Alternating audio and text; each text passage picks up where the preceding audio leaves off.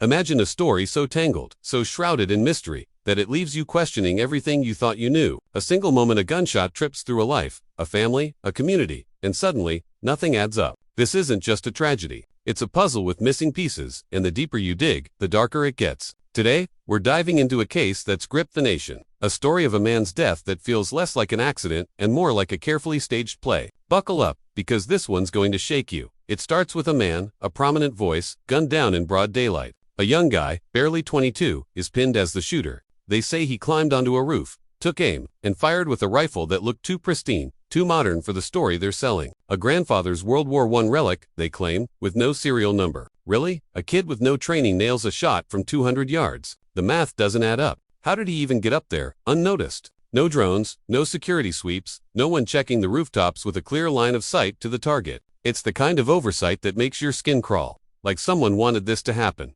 The official story is shaky from the start. A photo of the suspect holding a sleek, scoped rifle circulates online, and it's not just the weapon that raises eyebrows. The kid's behavior, the timeline, it's all too convenient. Then there's the older man in the crowd, screaming, "I did it," before, get this, taking off his pants. Yeah, you heard that right. This same guy, we're told, was at other high-profile incidents, bomb threats, chaos, you name it. And just like that, he's arrested on unrelated charges, whisked away before anyone can ask questions. Coincidence? Or a decoy to muddy the waters? The internet's buzzing, and people are demanding answers. Now, let's talk about the widow. She's not just grieving, she's in the spotlight, and something feels off. Her past is a web of contradictions: a tomboy who shunned the spotlight, yet somehow ended up a beauty queen. She met her husband at a political event, landed a job, and now she's at the center of a storm. Whispers online point to her actions after his death, a video of her clutching his hand, repeating "I love you" in a way that feels staged. A memorial with fireworks and fanfare,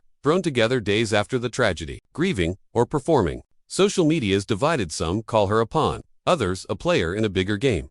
If this story's hitting you hard, please share it. Let's get more eyes on this, because the truth deserves to be heard.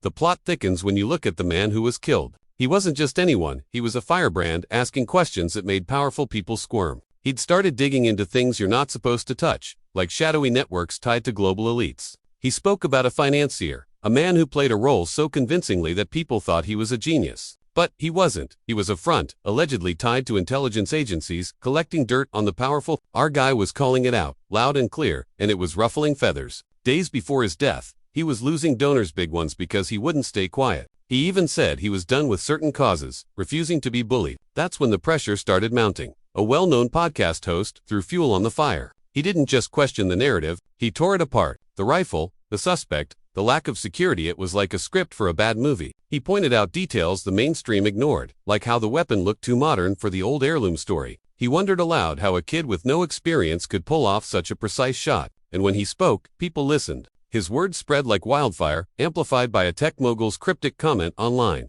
"The truth always comes out."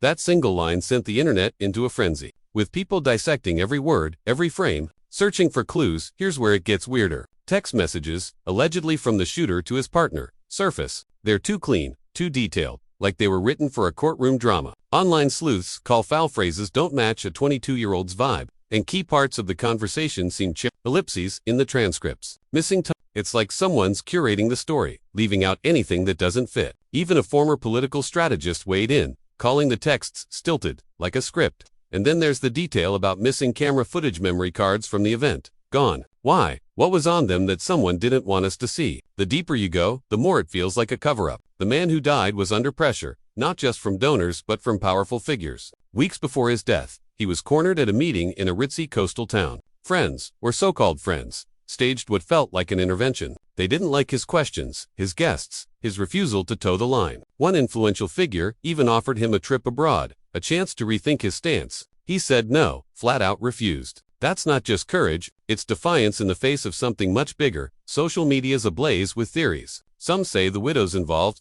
pointing to her past connections to powerful people, pageants, politics, you name it. Others think she's a puppet, caught in a machine she doesn't fully understand. Commentators with big platforms are amplifying the doubts, linking her to a former president who, oddly enough, made a quip about dodging bullets himself. The clip went viral, with people wondering if it was a jab or a hint. Meanwhile, investigators are tight-lipped, only saying they're looking for another person. Another person. That's not reassuring. It's a crack in the official story, and it's growing. As the questions pile up, One thing's clear, this isn't just about a single death. It's about trust, truth, and what happens when you challenge the wrong people. The man at the center of this storm didn't back down, and it cost him everything. His widow's actions, the suspect's convenient profile, the missing evidence, it all points to a truth we're not being told. The public's angry, and they're right to be. When the story doesn't add up, when the pieces don't fit, you don't just shrug and move on. You dig. So here we are, left with a tragedy wrapped in a mystery. The man who died was a fighter, someone who asked hard questions and paid the ultimate price. His story isn't over, it's up to us to keep it alive. Share this story, talk about it, demand answers.